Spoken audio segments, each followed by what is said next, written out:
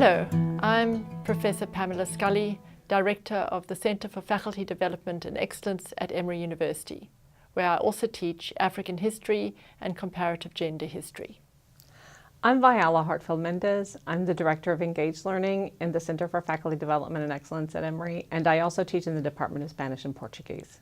Today we're going to talk about the topic of teaching persona.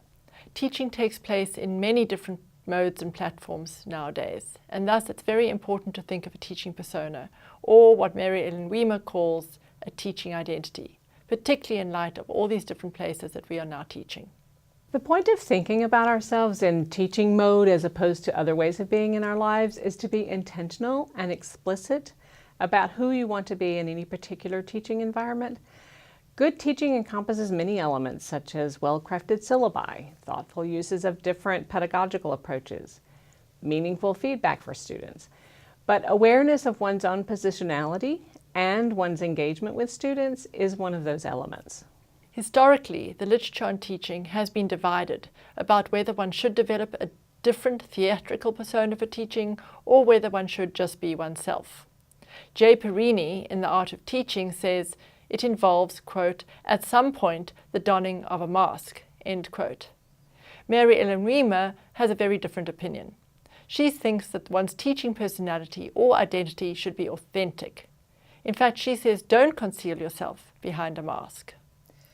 But this debate in some respects stems from an era where the lecture was standard. Today's learning environments are much more flexible and heterogeneous. No matter where you come down on the debate, it's still important to be deliberate and intentional about your presence in the classroom and to think about how one's students are perceiving one. We'd like to give you some principles to think about. It is good to give the concept of having a persona or not some proactive thought, wherever you come out on the issue. Secondly, think about matching the discipline or the learning objective or the demand that you have of students with the self that you're presenting. For example, if you're wanting students to reflect on their lives in class and share something of themselves, then share more of yourself.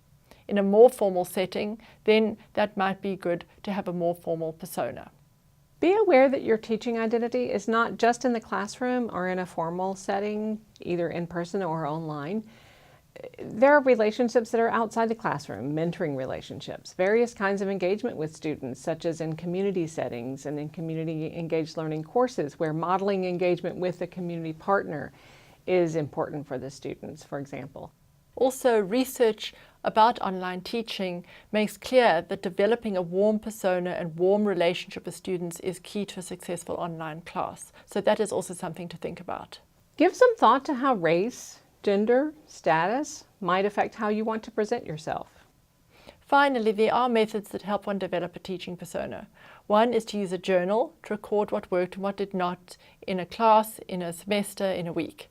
The other is indeed to reflect at the end of every academic year about who you want to be as a teacher in the classroom. Thank you very much for joining us.